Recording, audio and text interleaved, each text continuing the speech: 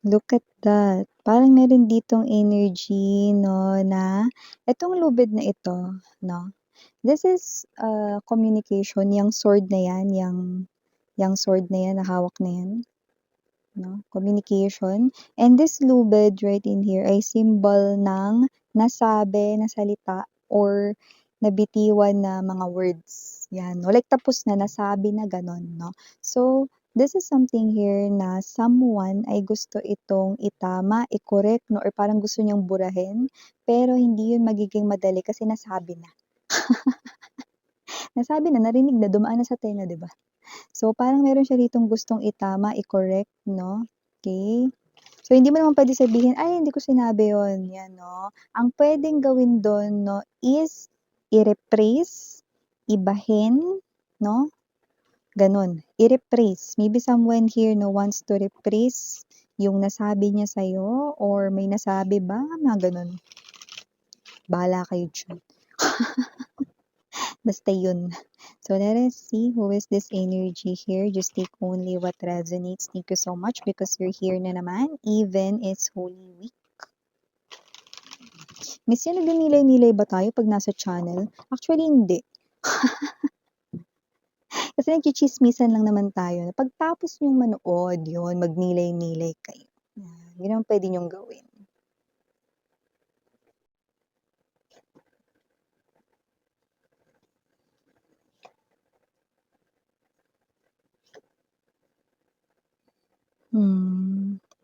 지금 이 시간이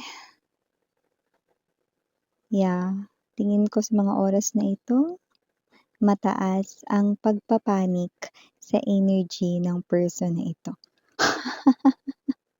Your energy is the top energy, is the Six of Wands right in here. I do sense that you are a very intuitive person. Others call it malakas ang kutob, malakas ang pakiramdam. Okay?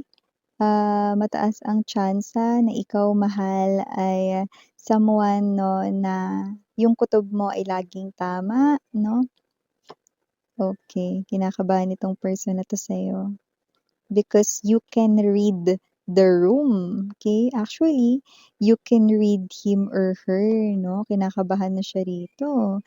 You are appearing as the high priestess 'no, si kaka-mention lang natin that you are very intuitive na it looks like you know something, you can read someone's mind 'no, and even just by looking at a person 'no, alam mo kung yung kanya ritong kinikilos, sinasabi 'no, ay sadyang totoo 'no, and yeah, I just heard excuses right in here. So, maaaring alam mo sa sarili mo 'no, maybe someone here could be talking to you and you find it na mga excuses lang yon. This person here 'no, ay, alam mo yung nandoon siya sa energy 'no, na ang dami niyang sinasabi na wala namang kailangang ipaliwanag 'no, pero yun pala ay mga excuses and you know it 'no, alam mo yun 'no, with the Seven of Wands energy, Six of Wands right in here, Two of Swords energy, hindi na alam netong person na ito dito kung ano pa yung puwedeng sabihin sa inyo. Sword ay, indikasyon ng communication 'no, dahil meron siya ritong energy 'no na nalaman niyo na. Alam niyo na na posibleng gumagawa lang siya ng excuses 'no. Hindi naman kailangan magpaliwanag, pero bakit nagpapaliwanag, 'di ba? Ace of Wands, bottom of the deck, Three of Wands, and the Five of Wands. Okay, so nagre-reflect 'no, ang gagawin ko ito na lang yung i-a-adjust ko, mesa. Yung mesa yung in-adjust. Okay.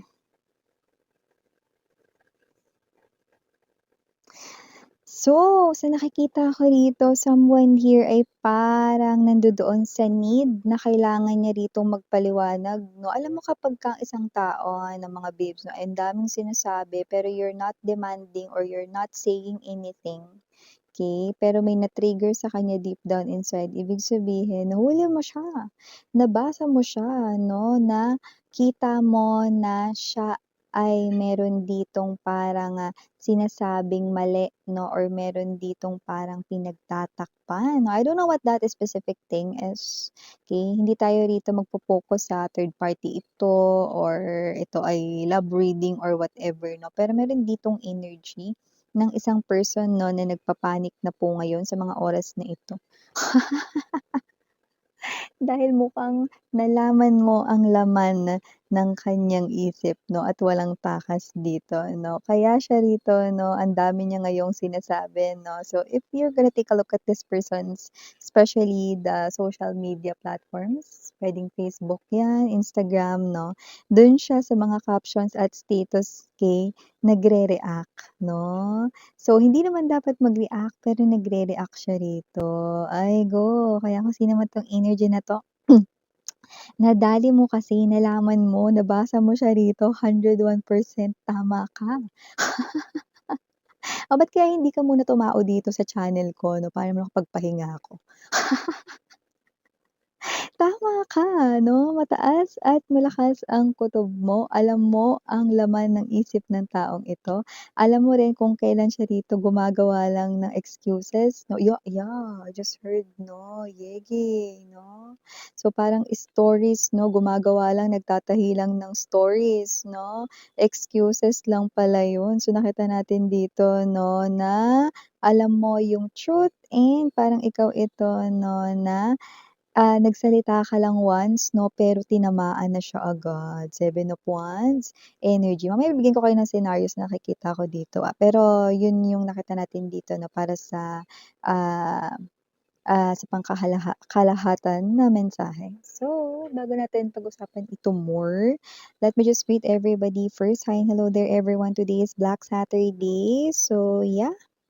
Let's not forget the meaning of the Holy Week and of course, at ang gender dito by lalaki LGBT. Everybody welcome mga mahal. You can also switch roles if you want because this is general reading right in here and of course, this is timeless but I do see that this is happening right now, actually just now, okay? Panggam.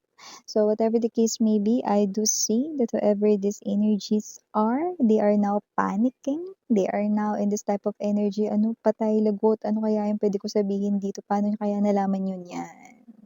Excuses here, there, everywhere, no? Alam mo kapag mga babes na para maiwasan yung mga ganito, maganda yung shut up ka na lang eh.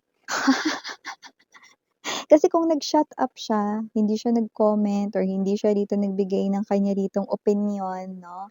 Okay, more likely this is a social media thing, no? So, this person here commented sa kanya ritong social media, ano man yon, Facebook, Instagram, Twitter, TikTok, whatever. Okay?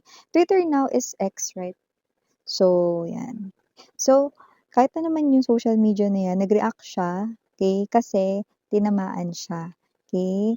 At nakita ko rito 'no, na itong person na 'to 'no, ay gumagawa ng excuses 'no. Hindi ko lang nakikita na isang beses siya rito na nag-comment, possible na ito ay more than two pa nga 'no. So, talagang parang energy ng kailangan magpaliwanag kahit hindi mo naman dine-demand yung paliwanag niya, 'di ba? Kasi kapag the more nagpapaliwanag ka pa, lalo mong sinasabi, dinidiin yung sarili mo na ano, "Oo, tama yun. Ay hindi miss yan, hindi ba puwedeng ano," kasi pinagtatanggol niya yung sarili niya kasi mali yung ano 'no. It depends mga babes 'no, pero according sa psychology 'no, sa survey 'no, yung mga tao na nagpapaliwanag ng madami 'no, ay yung energy na totoo kasi yung bagay na yun. Kaya they feel the urge to explain, explain 'no, and to make excuses, excuses 'no, yan. Pero dito as an energy reader sa nakikita ko rito 'no, let's set aside the survey, the psychology survey 'no, okey? Dito ang nakikita ko talagang gumawa siya ng excuses, eh, kaya siya napa-comment rito 'no, kasi talagang tumama ka. Tinamaan siya dun sa sinabi mo 'no, talagang sapul na sapul siya 'no, and kahit hindi naman siya yung tina-target mo dito 'no, pero yung iba yes 'no, siya yung pinatutungkulan niyo rito 'no, tinamaan siya. Kaya siya nagbibigay ng excuses 'no, so nakita natin dito nakakatawa. Alam niyo mga babes 'no, 'pag mga ganitong klase ng sitwasyon mas maganda yung tumahimik na lang. Kasi talagang magmumukha talaga na parang totoo 'no, para kahit papaano naman mapagtakpan naman sana niya yung sarili niya 'no, na, "Ay bagay na yun hindi totoo kaya hindi na lang ako sasagot or hindi ko na lang papatulan yung issue na yun, tatahimik na lang ako." Mas maganda yun, eh. Kasi parang may chance ka pa na parang ma-hide yung truth, eh, 'no, para hindi mo masyadong ma-reveal na, "Oo, tama ka." Pero dito kasi 'no, lumabas yung parang gusto niya magpaliwanag ng ganito, ganyan, yan. Bibigyan ko kayo ng senaryo, Because I'm getting this type of energies 'no, others of them, okay, hindi nila napigilan ditong mag-react, okay, because, meron ditong sitwasyon 'no, na parang nadidiin siya, 'yan 'no. Others involving 'yun sa money. So, parang nagbibigay siya ng excuse, eh, kasi ganito nung mga oras na 'yun, ganito, ganyan 'no. So, parang kahit hindi naman siya yung tinutukoy mo, iba related sa money, yes, okey. Kahit hindi naman siya yung tinutukoy mo, tinamaan siya mare, okey. Kasi puwedeng itong person na 'to 'no, ay may utang rin dito, baka may utang siya sa'yo, 'di ba? Yung iba naman dito nakuha ko 'no, yung same energies na feel ko 'no, from our ginawang reading naman earlier kanina 'no. So, whatever the case may be, just take only what resonates 'no, okey? Dun naman, yung scenario naman na nakuha ko kaya natin na-feel 'no, yung energies from there 'no, meron naman ditong energy na lumabas na, um, na this person here 'no, ay faking a relationship 'no, imaginary boyfriend, imaginary girlfriend, napanood niyo ba yun? Okey, panoorin niyo kung hindi niyo pa napanood 'no, okey. So, din naman 'no, possible 'no, na may mga energies na na-pick up natin there 'no, na, what's this? They're explaining a lot, okay. So, whatever the case may be, they're doing it sa kanilang social media platforms, okay. So, ano magandang puwede nating example dito? Ah, Sajin, okay, yung photo na lang 'no. Kasi sa naalala ko nagbigay ako ng example na when it comes to photo, wala silang photo together 'no. And then my opinion here 'no, setting aside as itatabi ko muna 'no, yung pagiging energy reader ko 'no, or yung pagiging psychic medium natin dito 'no. Bilang normal na tao, okay, for you to be able to say that you are couple, both of you, okay, at least one picture you have that, 'di ba? Picture together, okay, na puwede mong gawin na profile picture, na yung picture niyo talagang dalawa na magkasama kayo sa iisang frame 'no, sa iisang photo, 'di ba? At least one, kasi in relationship naman kayo, 'di ba? So, gano'n 'no, klase ng energy 'no. And here nakita ko 'no, as a reader 'no, ito naman ay pinagtatakpan kasi it's not really true, okay. It's not really true that he or she is really in a relationship, okay, with someone. Okay, it's just an illusion, it's just fantasies, 'no? Wala talaga siyang ka-in relationship or whatsoever, 'no? So 'yan. At mukhang nadali mo, nalaman mo, 'no, yung totoo na wala naman. So hindi mo siya pinapansin, hindi ka nagre-react, 'no? Kasi alam mo sa sarili mong wala lang, hanggang kuwento lang naman, eh. Hindi naman totoo. Pero may energy rin dito that with the Four of Swords energy. Meron din ditong nagbalita sa inyo 'no, na wala naman talaga siyang ka-connect na iba. So, puwedeng meron ka pang, common individual na konektado pa rin dun sa person na yun 'no, na nagsasabi sa'yo ng gano'n, 'yan. So, siyempre just take only what resonates.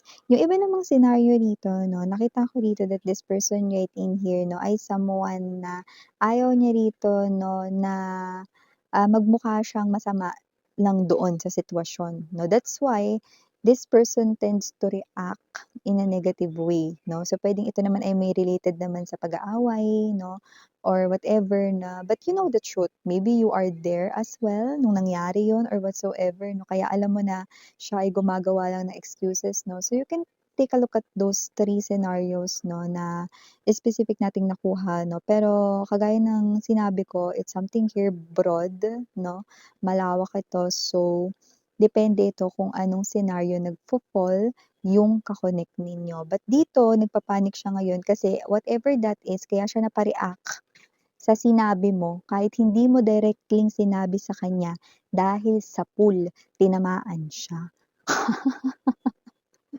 Yun, 'no?